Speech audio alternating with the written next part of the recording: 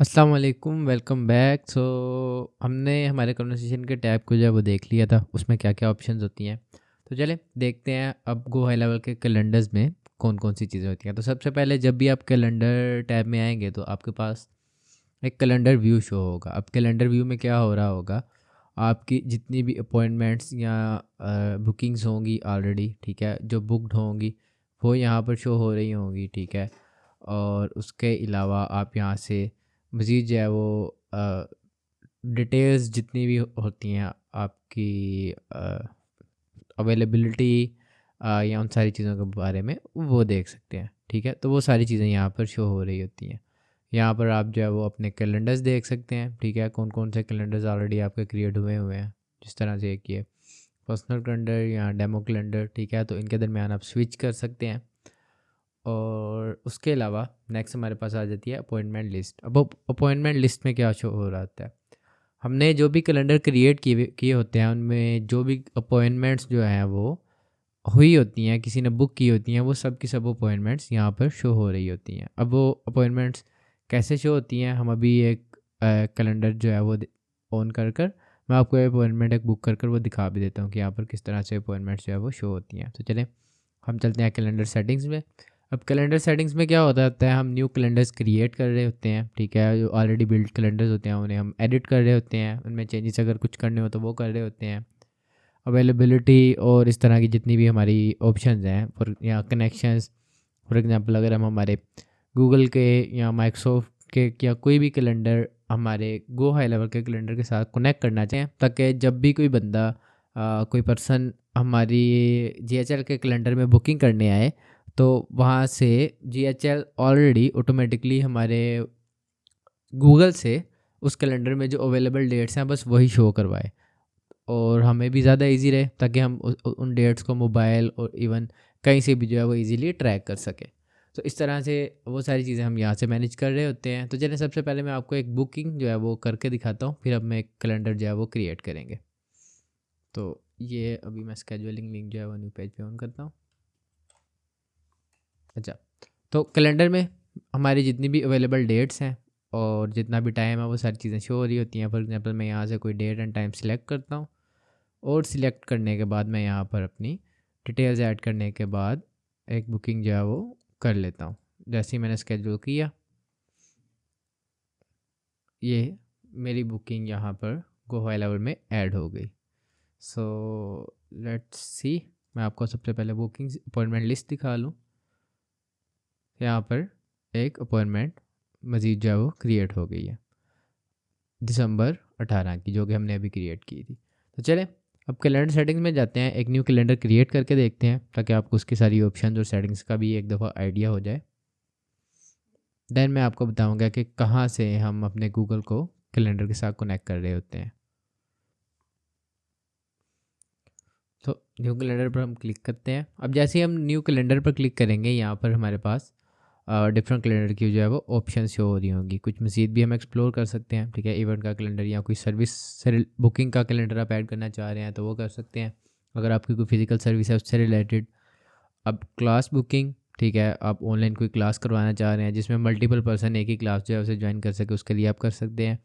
आप round robin जो है वो उसमें आप मल्टीपल टीम मेंबर्स एक ही कैलेंडर में ऐड करना चाह रहे हैं, तो वो भी आप कर सकते हैं, ठीक है। फॉर एग्जांपल 4 बंदों को एक ही कैलेंडर में ऐड कर दें और उन 4 यूज़र्स के दरमियान जितनी भी अपॉइंटमेंट्स आएँ वो इक्वली डिस्ट्रीब्यूट हो जाएँ, तो वो सारी चीज़ें आप यहाँ से सेट कर सकते हैं।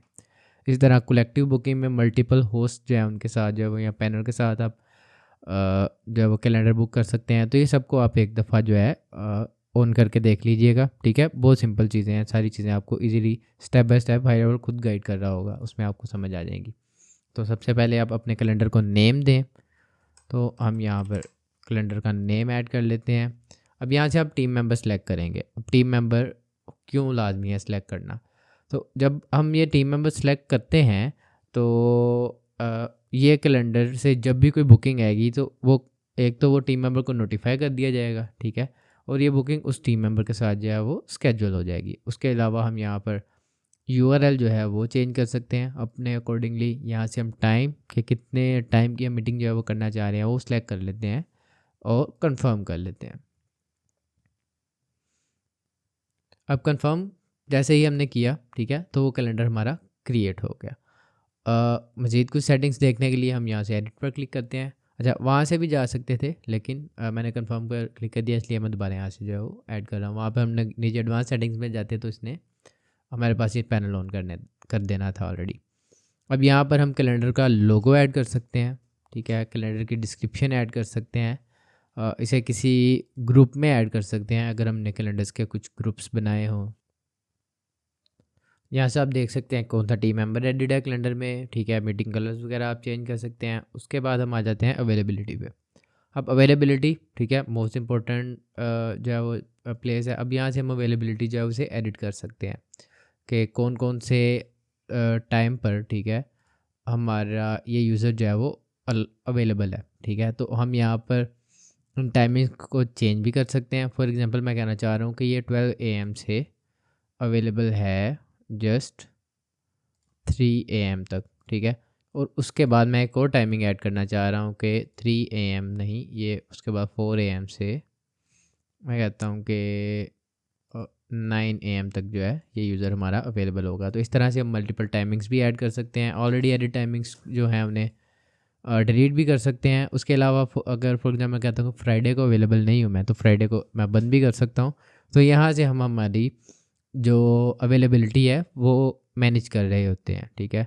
अब उसके बाद ये जो है वो लुक बिज़ी, तो इसमें क्या होता है कि अगर हम इसे इनेबल कर दें तो ये कुछ नंबर ऑफ स्लॉट्स जो है उसे हाइड कर देता है। तो आप इसे भी ऑन कर सकते हैं, लेकिन मैं प्रेफर नहीं करूँगा, ठीक है, इसे ऑन करना। फॉर एग्जांपल अगर कोई पर्सन आ रहा है और उसको उसकी जो डेट से चाहिए वो अवेलेबल ना मिले, तो हम लीड्स लूज़ भी कर सकते हैं। इसी तरह रिकरिंग मीटिंग्स, हम अगर एक पर्सन के साथ कहना चाह रहे हैं कि वीकली एक मीटिंग या डेली एक मीटिंग हम करना चाहें, तो इकट्ठी हम यहाँ से रिकरिंग मीटिंग्स भी जो है वो इनेबल कर सकते हैं। उसके बाद वही मीटिंग टाइम। अब मीटिंग मिनिमम स्केजुअल नोटिस। अब मिनिमम स्केजुअल नोटिस ये है कि मैं चाह रहा हूँ कि कोई भी मीटिंग एटलीस्ट 2 दिन पहले बुक हो, ताकि मुझे आइडिया रहे। तो मैं यहाँ पे 2 डेज़ ऐड कर दूँगा। तो एटलीस्ट 2 डेज़ पहले जो भी मीटिंग बुक करेगा वो कर सकेगा, उसके बाद वो मीटिंग बुक नहीं कर सकेगा। उसके अलावा मैं डाटा रेंज, अब यहाँ पर मैं कह सकता हूँ, ठीक है, ऐड कर सकता हूँ कि एक पर्सन, ठीक है, एक मीटिंग बुक करने के बाद नेक्स्ट मीटिंग कितने दिन बाद जो है वो कर सके, ठीक है। तो वो यहाँ से हम कर सकते हैं। हम पर डे कितनी मैक्सिमम मीटिंग्स जो है वो उसमें जाना चाह रहे हैं, 2, तो ये होगा क्या कि एक दिन में जैसे ही 2 मीटिंग्स की स्लॉट बुक हो जाएगी, ये उस डे को क्लोज़ कर देगा कि आज के दिन में कोई भी बुकिंग अवेलेबल नहीं है, आप नेक्स्ट डे पर चले जाएँ, ठीक है। तो आप यहाँ से ये कर सकते हैं। इसी तरह बफर टाइम आप ऐड कर सकते हैं मीटिंग के शुरू या एंड पर, ठीक है। तो वो यहाँ से आप जो है वो देख सकते हैं। उसके बाद फॉर्म एंड पेमेंट्स, अब यहाँ पर हम कस्टम अपने फॉर्म्स जो हैं वो भी ऐड कर सकते हैं, ठीक है। अगर मैंने फॉर एग्जांपल एक फ़ॉर्म बनाया हुआ है, ये एक डिफ़ॉल्ट फॉर्म होता है जिसमें नेम, ईमेल एंड फ़ोन ले रहा होता है। अगर मज़ीद कुछ डिटेल्स जो है वो ऐड करना चाह रहे हैं, तो हम अपना कस्टमाइज़ फॉर्म बनाकर वो यहाँ पर कैलेंडर के साथ साथ जो है वो कनेक्ट कर सकते हैं। और उसके अलावा हम इसका जो नीचे चेक बॉक्स आ रहा होता है, ठीक है, उसका कंटेंट जो है वो यहाँ से चेंज कर सकते हैं। यहाँ पर पिक्सल आईडी ऐड कर सकते हैं। अब पेमेंट्स अभी इसके साथ कुछ कॉन्फ़िगर्ड नहीं है, तो अभी यहाँ पे शो नहीं हो रहा, तो यहाँ से हम इसे कॉन्फ़िगर कर कर अब अगर इस कैलेंडर की बुकिंग के लिए कुछ पैसे चार्ज करना चाह रहे हैं, तो हम यहाँ पर वो भी इनेबल जो है वो कर सकते हैं, ठीक है। उसके बाद हम चल जाते हैं नोटिफिकेशंस में। अब ये नोटिफिकेशन वो सारी ईमेल जो कि बुकिंग के बाद अगर कोई ईमेल जा रही होती है या कुछ नोटिफिकेशन जा रहा होता है, वो सारी मेल्स यहाँ पर शो हो रही होती हैं। तो आप यहाँ से इन्हें एडिट कर कर इसमें अगर कोई कंटेंट चेंज करना चाह रहे हैं तो आप वो भी कर सकते हैं। उसके बाद हम चलते हैं कस्टमाइजेशन में। कस्टमाइजेशन में हम अपने कैलेंडर का प्रीव्यू कलर्स वगैरह जो है वो चेंज कर सकते हैं। फॉर एग्जांपल अभी के लिए ये कैलेंडर जो है वो ब्लू है, तो अगर मैं ये कलर जो है उसे चेंज करने के बाद सेव करके उसे रीलोड करूँगा, तो उसका कलर जो है वो चेंज हो जाएगा यहाँ। तो अभी सारे कलर जो हैं वो रेड हो गए हैं। अब इस कैलेंडर को आप कहीं पर इम्बेड करना चाह रहे हैं, ठीक है, डेफिनेटली आप अपनी, अगर तो हाई लेवल में ही होगा तो वहाँ पे साइड में ऑप्शन आ रही होती है, एडिटर में ही ऑप्शन आ रही होती है इसे ऐड करने का। लेकिन अगर आप किसी और जगह किसी वेबसाइट पर जो है उसे इम्बेड करना चाह रहे हैं, ठीक है, तो हम क्या करते हैं, एम्बेड कोड भी यहाँ से कॉपी कर सकते हैं। तो ये आई फ्रेम जो है वो जस्ट हमने कॉपी करना है, किसी भी वेबसाइट पर हम HTML के टैग में इसे पेस्ट करेंगे और वहाँ पर ये आई फ्रेम शो होना शुरू हो जाएगा। तो यही कुछ बेसिक सी ऑप्शन या बेसिक से फीचर्स हैं कैलेंडर्स के, गो हाई लेवल के कैलेंडर्स के। नेक्स्ट वीडियो में इंशाल्लाह हम कॉन्टेक्स्ट के बारे में देखेंगे, काफ़ी इंपॉर्टेंट जो है वो एलिमेंट है गो हाई लेवल का। आज के लिए ठीक है, कैलेंडर्स से रिलेटेड जैसे इतना ही। इंशाल्लाह नेक्स्ट वीडियो में मिलते हैं, तब तक के लिए अल्लाह हाफिज़।